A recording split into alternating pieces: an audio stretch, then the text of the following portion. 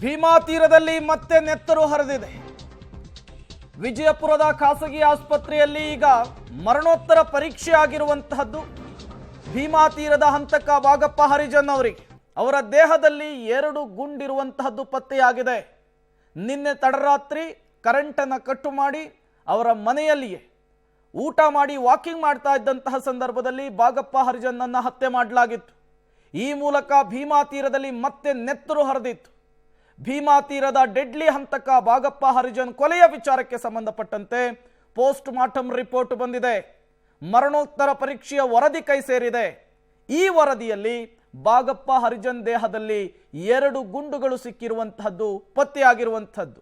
ಈ ಬಾಗಪ್ಪ ಹರಿಜನ್ ಚಂದಪ್ಪ ಹರಿಜನ್ ಶಿಷ್ಯ ಆಗಿದ್ದ, ಜೊತೆಗೆ ಭೀಮಾ ತೀರದಲ್ಲಿ ನಟೋರಿಯಸ್ ವ್ಯಕ್ತಿ ಅಂತ ಗುರುತಿಸಿಕೊಂಡಿದ್ದ, ಶಾರ್ಪ್ ಶೂಟರ್ ಕೂಡ ಆಗಿದ್ದ. 2000 ಇಸ್ವಿಯಲ್ಲಿ ಚಂದಪ್ಪ ಹರಿಜನ್ ಹತ್ಯೆಯ ನಂತರ ಬಾಗಪ್ಪ ಹರಿಜನ್ ಭೀಮಾ ತೀರದಲ್ಲಿ ಅತಿ ದೊಡ್ಡ ಹಿಡಿತವನ್ನ ಇಟ್ಕೊಂಡಿದ್ದ. ಈ notorious sharp shooter Bagappa Harijan ಅನ್ನ ನಿನ್ನೆ ತಡರಾತ್ರಿ ಆಗಂತುಕರು ಹತ್ಯೆಯನ್ನ ಮಾಡಿದ್ದಾರೆ. ಈ ಹತ್ಯೆಯನ್ನ ಯಾರು ಮಾಡಿದ್ರು, ಅವರ ಉದ್ದೇಶ ಏನಾಗಿತ್ತು ಅಂತ ಹೇಳಿ ಪೊಲೀಸರ ಇನ್ವೆಸ್ಟಿಗೇಷನ್ ಒಂದು ಕಡೆ ನಡೀತಾ ಇದೆ. ಮತ್ತೊಂದು ಕಡೆ ಭೀಮಾ ತೀರದಲ್ಲಿ ರಕ್ತಪಾತ ಸ್ಥಳೀಯರ ನಿದ್ದೆಗೆಡಿಸಿದೆ. ಎಲ್ಲ ಬೆಳವಣಿಗೆಗಳ ನಡುವೆ ಬಾಗಪ್ಪ ಹರಿಜನ್ ಮರಣೋತ್ತರ ಪರೀಕ್ಷೆಯ ವರದಿ ಪೊಲೀಸರ ಕೈ ಸೇರಿದೆ. ಬಾಗಪ್ಪ ಹರಿಜನ್ ದೇಹದಲ್ಲಿ 2 ಗುಂಡುಗಳು ಪತ್ತೆಯಾಗಿರುವಂತಹ ವಿಚಾರ, ಪಕ್ಕಾ ಪ್ಲಾನ್ ಅನ್ನ ಮಾಡಿ ಹತ್ಯೆಯನ್ನ ಮಾಡಿರುವಂತಹದ್ದು ಸ್ಪಷ್ಟವಾಗಿ ಗೊತ್ತಾಗ್ತಾ ಇದೆ.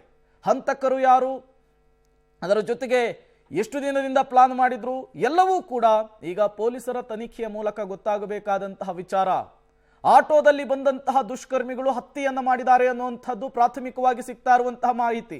ಹಾಗಾಗಿ ಪೊಲೀಸರ ಇನ್ವೆಸ್ಟಿಗೇಷನ್ ನಲ್ಲಿ ಏನೆಲ್ಲ ಗೊತ್ತಾಗುತ್ತೆ ಅನ್ನೋದು ಈಗಿರುವಂತಹ ಕುತೂಹಲ ಕಾರಣವಾಗಿದೆ. ಮತ್ತಷ್ಟು ಡೀಟೇಲ್ಸ್ ಅನ್ನು ಕೊಡ್ತಾರೆ ನಮ್ಮ ಪ್ರತಿನಿಧಿ ಪುರುಷೋತ್ತಮ್, ನೇರ ಸಂಪರ್ಕದಲ್ಲಿ ಜಾಯಿನ್ ಆಗಿದ್ದಾರೆ. ಪುರುಷೋತ್ತಮ್, ಬಾಗಪ್ಪ ಹರಿಜನ್ ಹತ್ಯೆಯ ವಿಚಾರ ಸ್ಥಳೀಯರಲ್ಲಂತೂ ಸಹಜವಾಗಿಯೇ ನೆಮ್ಮದಿಯನ್ನ ಕೆಡಿಸಿರುತ್ತೆ.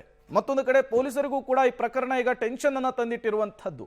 ಹತ್ಯೆಯ ವಿಚಾರಕ್ಕೆ ಸಂಬಂಧಪಟ್ಟಂತೆ ಪೊಲೀಸರ ಇನ್ವೆಸ್ಟಿಗೇಷನ್ ಎಲ್ಲಿಗೆ ಬಂದು ನಿಂತಿದೆ, ಮರಣೋತ್ತರ ಪರೀಕ್ಷೆಯಲ್ಲಿ ಯಾವೆಲ್ಲ ಅಂಶಗಳನ್ನು ಉಲ್ಲೇಖಿಸಲಾಗಿದೆ ಅಂತ ಹೇಳಿ? ಮರಣೋತ್ತರ ಪರೀಕ್ಷೆಗೆ ಒಳಪಡಿಸಲಿಕ್ಕೆ ಒಂದು ಶವಾಗಾರಕ್ಕೆ ತರಲಾಗಿತ್ತು. ಶವಾಗಾರಕ್ಕೆ ತಂದಾಗ ಏನು ಅಂತಂದ್ರೆ ಎಲ್ಲಾದ್ರೂ ಗುಂಡೇಟ್ ಬಿದ್ದಿದೆಯಾ ಅನ್ನೋ ಒಂದು ಸಂದೇಹ ಬಂದ ಕಾರಣಕ್ಕಾಗಿ ಏನು ಅಂತಂದ್ರೆ ತದನಂತರ ಏನಂದ್ರೆ MRI ಸ್ಕ್ಯಾನಿಂಗ್ ಕೂಡ ಒಳಪಡಿಸಲಾಯಿತು.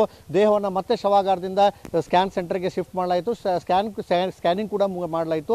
ಇನ್ನು ಸ್ಕ್ಯಾನಿಂಗ್ ನಲ್ಲಿ ಏನು ಅಂದ್ರೆ ಬಲ ಮೂಲಗಳ ಮಾಹಿತಿ ಪ್ರಕಾರ ಏನು ಅಂತಂದ್ರೆ 2 ಗುಂಡು ತಗಲಿದಾವೆ ಅನ್ನೋದು ಕೂಡ ಮಾಹಿತಿ ಇದೆ. ಇದರ ಹಿನ್ನೆಲೆಯಲ್ಲಿ ಮತ್ತೆ ಏನೋ ಒಂದು ಸ್ಕ್ಯಾನಿಂಗ್ ಸೆಂಟರ್ ಶವಾಗಾರಕ್ಕೆ ಈಗ ಮೃತದೇಹವನ್ನು ತರಲಾಗಿದೆ. ಮೃತದೇಹ ಕೂಡ ಇದು ಜೊತೆಗೆ ಪ್ರಮುಖ ಗಮನಿಸಬೇಕಾದ ವಿಷಯ ಅಂತಂದ್ರೆ ಏನೊಂದು ಚಂದಪ್ಪ ಹರಿಜನ್ ಅತಿ ಆಪ್ತನಾಗಿದ್ದಂತಹ ಬಾಗಪ್ಪ ಹರಿಜನ್, ತದನಂತರ ಅವರ ಏನು ಕುಟುಂಬ